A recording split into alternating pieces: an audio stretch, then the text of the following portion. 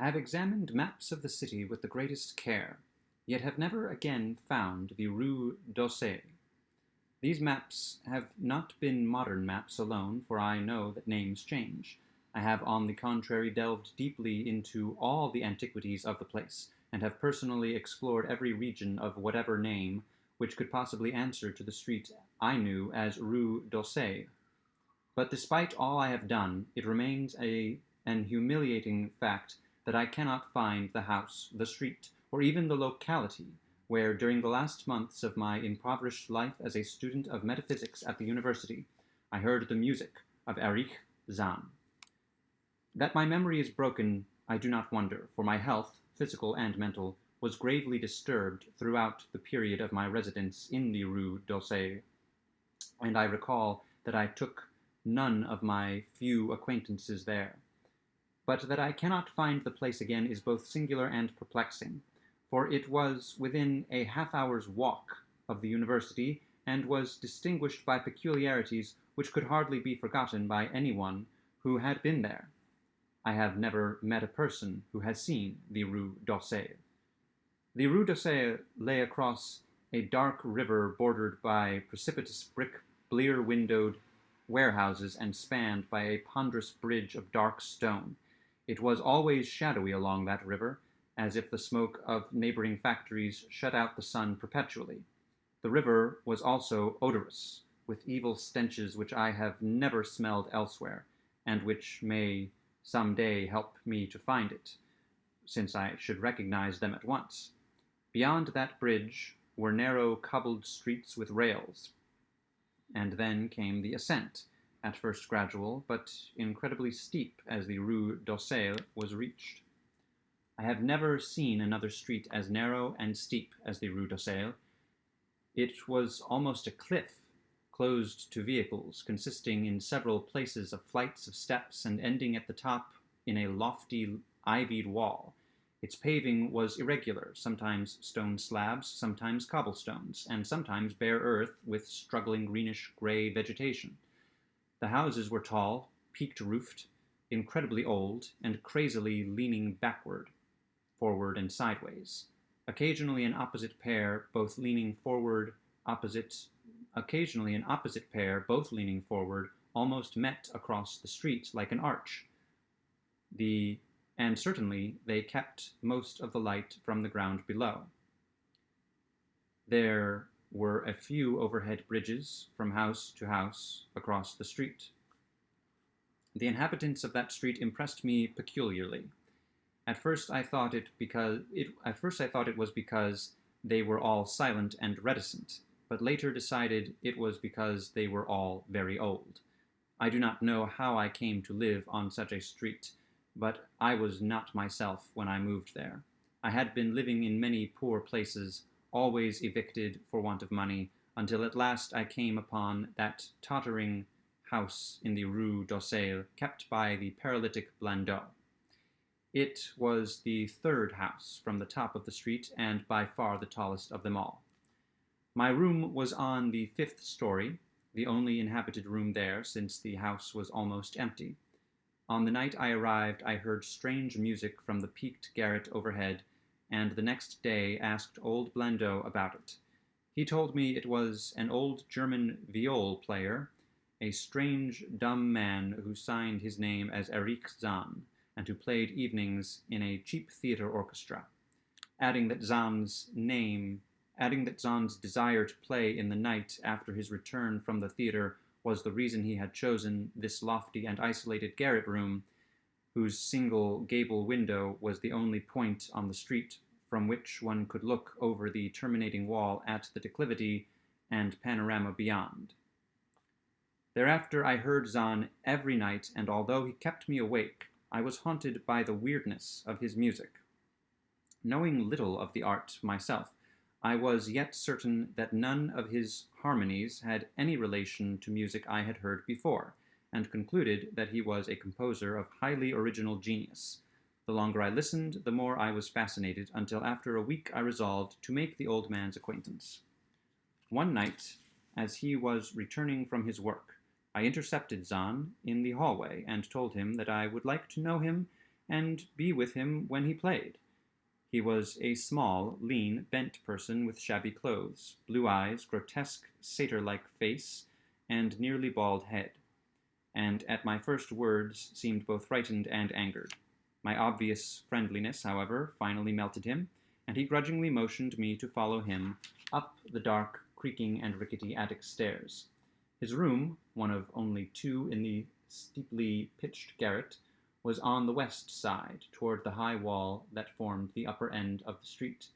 Its size was very great, and seemed the greater because of its extraordinary barrenness and neglect. Of furniture there was only a narrow iron bedstead, a dingy washstand, a small table, a large bookcase, an iron music rack, and 3 old-fashioned chairs. Sheets of music were piled up in disorder about the floor.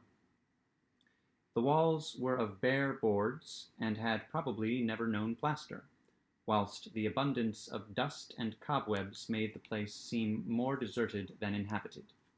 Evidently Erich Zann's world of beauty lay in some far cosmos of imagination. Motioning me to sit down, the dumb man closed the door, turned the large wooden bolt, and lighted a candle to augment the one he had brought with him. He now removed his viol from its moth-eaten covering, and, taking it, seated himself in the least uncomfortable of the 3 chairs.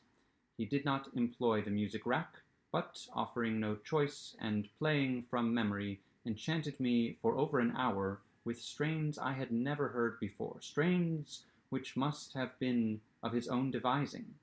To describe their exact nature is impossible for one unversed in music. They were a kind of fugue, with recurrent passages of the most captivating quality, but to me they were notable for the absence of any of the weird notes I had overheard from my room below on other occasions. These haunting notes I had remembered, and had often hummed and whistled inaccurately to myself, so when the player at length laid down his bow, I asked him if he would render some of them. As I began my request, the wrinkled, satyr-like face lost the bored placidity it had possessed during the playing, and seemed to show some curious mixture of anger and fright, which I had noticed when I first accosted the old man. For a moment I was inclined to use persuasion, regarding rather lightly the whims of senility, and even tried to awaken my host's weirder mood by whistling a few of the strains to which I had listened the night before. But I did not pursue this course for more than a moment. When the dumb musician recognized the whistled air, his face grew suddenly distorted with an expression wholly beyond analysis, and his long, cold, bony right hand reached out to stop my mouth and silence the crude imitation. As he did this, he further demonstrated his eccentricity by casting a startled glance toward the lone curtained window, as if fearful of some intruder, a glance doubly absurd, since the garret stood high and inaccessible above the adjacent roofs, this window being the only point on the steep street, as the concierge had told me, from which one could see over the wall at the summit. The old man's glance brought Blandot's remark to my mind, and with a certain capriciousness I felt a wish to look out over the wide and dizzying panorama of moonlit roofs and city lights beyond the hilltop, which of all the dwelling in the Rue d'Ossel only this crabbed musician could see. I moved toward the window and would have drawn aside the nondescript curtains when, with a frightened rage even greater than before, the dumb lodger was upon me again, this time motioning with his head toward the door as he nervously strove to drag me thither with both hands.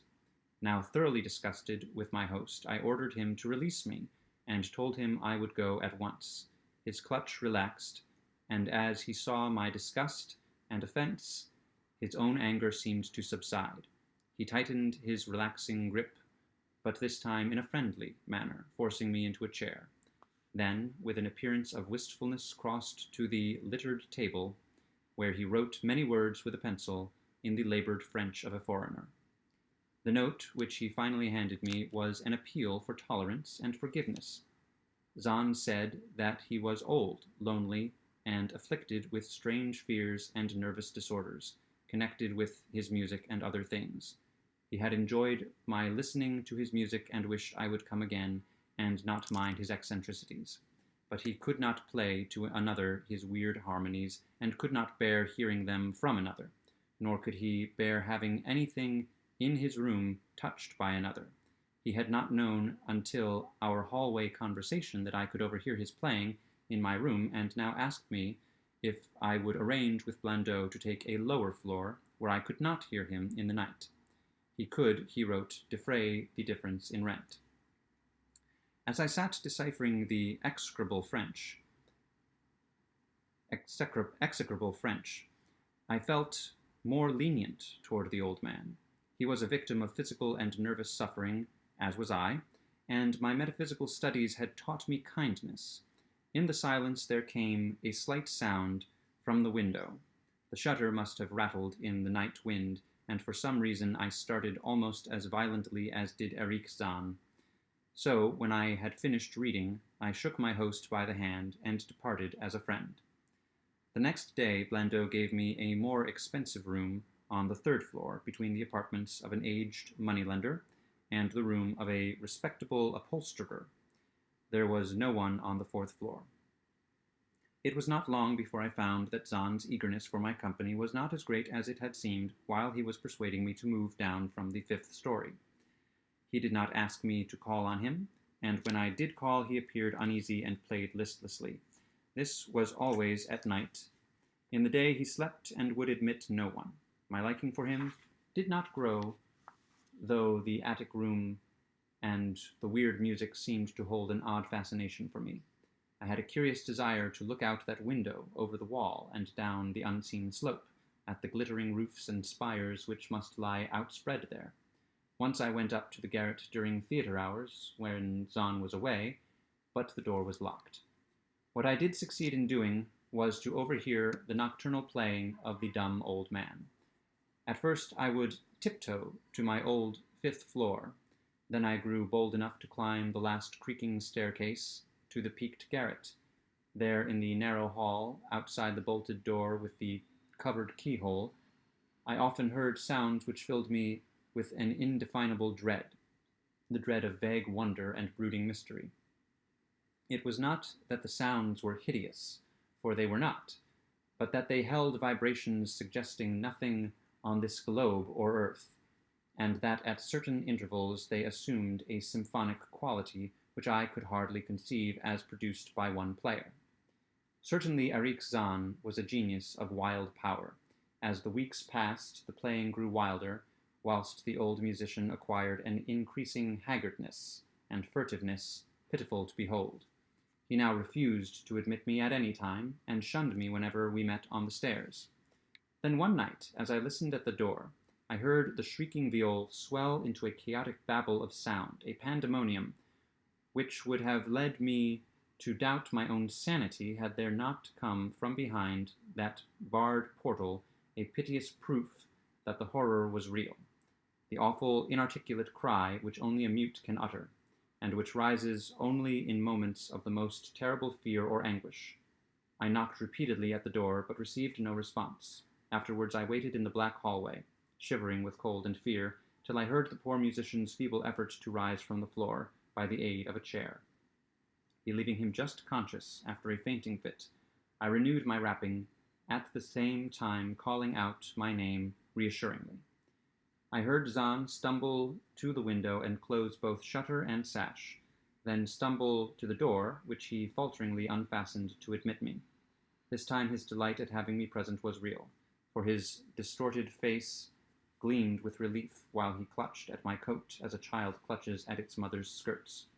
Shaking pathetically, the old man forced me into a chair, whilst he sank into another, beside which his viol and bow lay carelessly on the floor.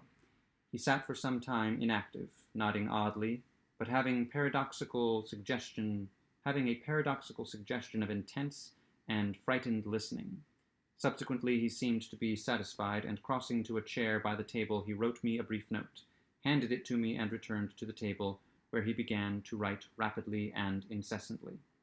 The note implored me, in the name of mercy, and for the sake of my own curiosity, to wait where I was until he prepared a full account, in German, of all the marvels and terrors which beset him.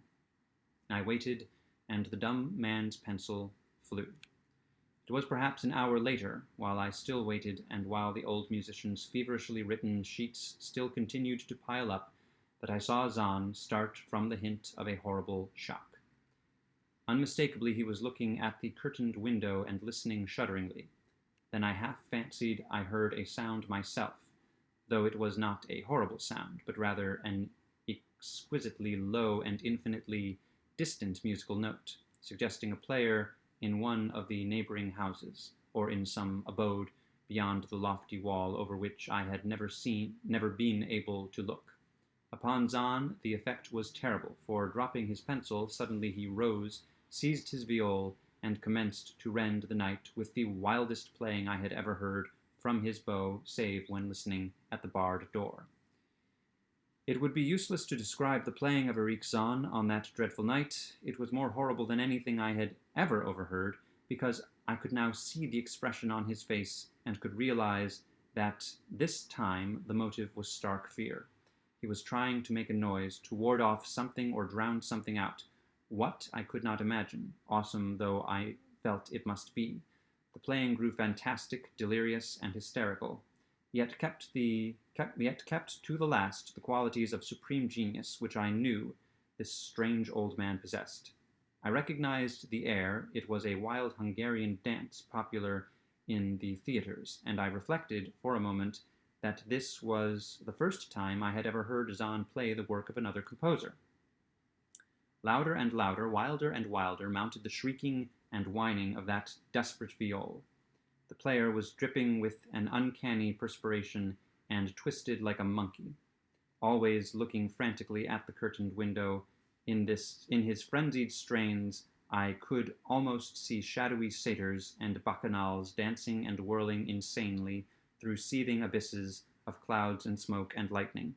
And then I thought I heard a shriller, steadier note that was not from the viol, a calm, deliberate, purposeful, mocking note from far away in the west. At this juncture the shutter began to rattle in a howling night wind, which had sprung up outside as if in answer to the mad playing within. Zann's screaming viol now outdid itself, emitting sounds I never thought a viol could emit. The shutter rattled more loudly, unfastened, and commenced slamming against the window. Then the glass broke shiveringly under the persistent impacts, and the chill wind rushed in, making the candles sputter and rustling the sheets of paper on the table where Zann had begun to write out his horrible secret. I looked at Zann and saw that he was past conscious observation. His blue eyes were bulging, glassy, and sightless, and the frantic playing had become a blind, mechanical, unrecognizable orgy that no pen could even suggest. A sudden gust, stronger than the others, caught up the manuscript and bore it toward the window. I followed the flying sheets in desperation, but they were gone before I reached the demolished panes. Then I remembered my old wish to gaze from this window, the only window in the Rue d'Orsay, from which one might see the slope beyond the wall and the city outspread beneath.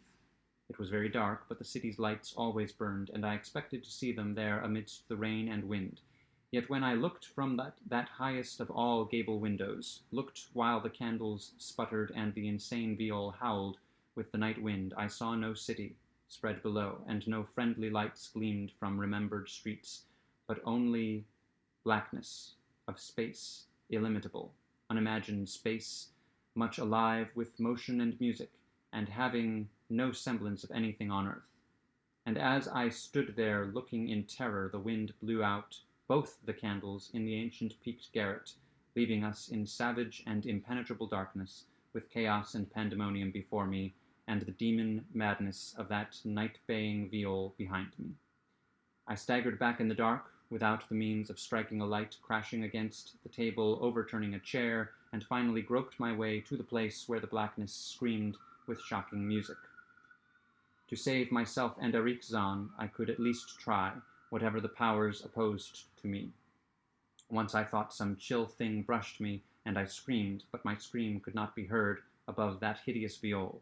Suddenly, out of the blackness, the madly sawing bow struck me, and I knew I was close to the player. I felt ahead, touched the back of Zann's chair, and then found and shook his shoulders in an effort to bring him to his senses. He did not respond, and still the viol shrieked on without slackening. I moved my hand to his head, whose mechanical nodding I was able to stop, and shouted in his ear that we both flee from the unknown thing of the night. But he neither answered me nor abated the frenzy of his unutterable music, while all through the garret strange currents of wind seemed to dance in the darkness and babble. When my hand touched his ear, I shuddered, though I knew not why till I felt of the still face, the ice-cold, stiffened, unbreathing face, whose glossy eyes bulged uselessly into the void, and then, by some miracle, finding the door and the large wooden bolt, I plunged wildly away from that glassy-eyed thing in the dark, and from the ghoulish howling of that accursed viol, whose fury increased even as I plunged. Leaping, floating, flying down those endless stairs, through the dark house, racing mindlessly out into the narrow, steep, and ancient street of steps and tottering houses, clattering down steps and over cobbles to the lower streets and the putrid canyon-walled river, panting across the great dark bridge to the broader, healthier streets and boulevards we know. All these are terrible impressions that linger with me, and I recall that there was no wind, and that the moon was out, and that the lights of the city twinkled. Despite my most careful searches and investigations, I have never since been able to find the Rue d'Orsay. But I am not wholly sorry, either for this or for the loss in undreamable abysses of the closely written sheets which alone could have explained the music of Erich Zann.